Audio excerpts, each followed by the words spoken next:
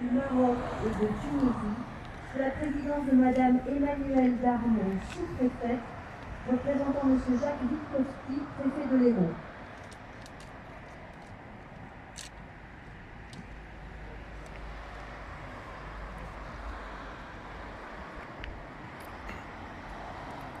Lecture du message du monde combattant.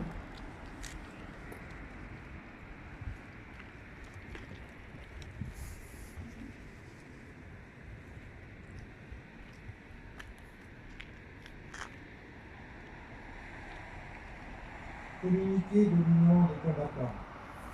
Aujourd'hui, en ce 5 décembre 2020, nous rendons hommage aux morts de la guerre d'Algérie et des combats du Maroc et de la Tunisie. Cet hommage est différent de la commémoration du 19 mars 1962. En effet, il inclut tous les Français morts pour la France dans les 3 pays d'Afrique du Nord, Maroc, Tunisie, Algérie, dans la période comprise entre 1952 et 1964.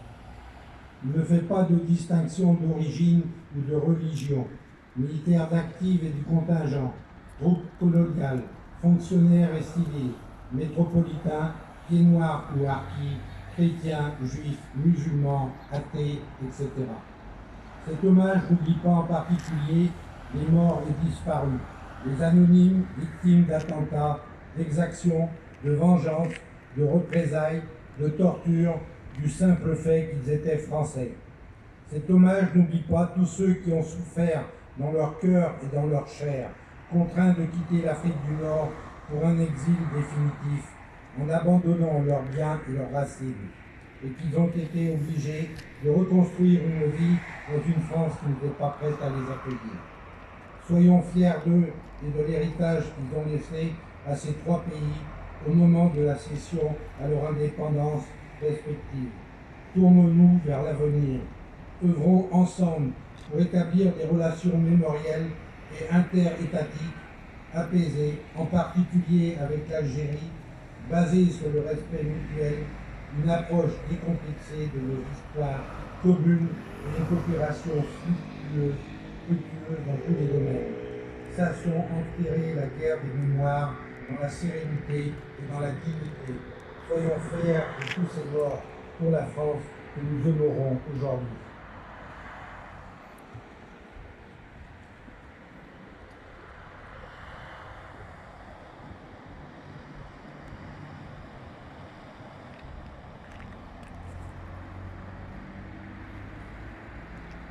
Lecture du message de Madame Geneviève Darmouset, secrétaire d'État auprès de la ministre des Armées, par Madame Emmanuelle Darmon, sous-préfète, représentant le préfet de l'Hérault.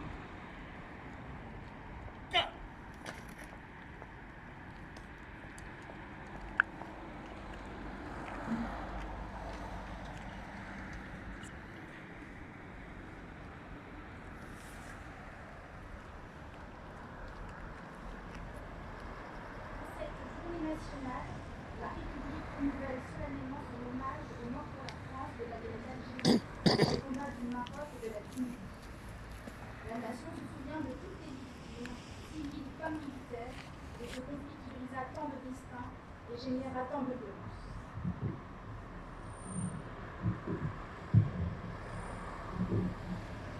Il y a 60 ans, une guerre, longtemps muée, entrait dans sa 7e année. Des soldats de métier, des centaines de milliers de jeunes hommes appelés sur les drapeaux et des membres des forces sécuritaires qui combattaient pour la France sur le territoire algérien. De 1952 à 1962, en Algérie, au Maroc et à Tunisie, près de 2 millions d'hommes ont servi sous nos armes. 70 000 ont été blessés. Plus de 25 000 ont été pour la France. Hier, ils ont combattu avec dévouement pour nos couleurs.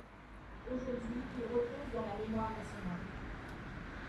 C'est à toute cette génération, celle qui a eu 20 ans dans les Aurès, que nous consacrons cette journée. À ceux qui y trouvèrent la mort, à ceux qui en revinrent, qui en souffrèrent et en souffrent encore, marqués dans leur chair comme dans leur esprit. Le souvenir de ces mois de service et de guerre est toujours vivace chez nombre d'anciens combattants.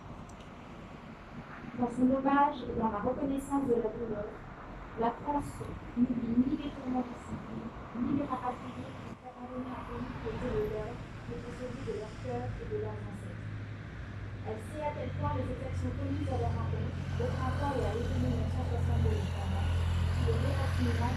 encore des pièces classes.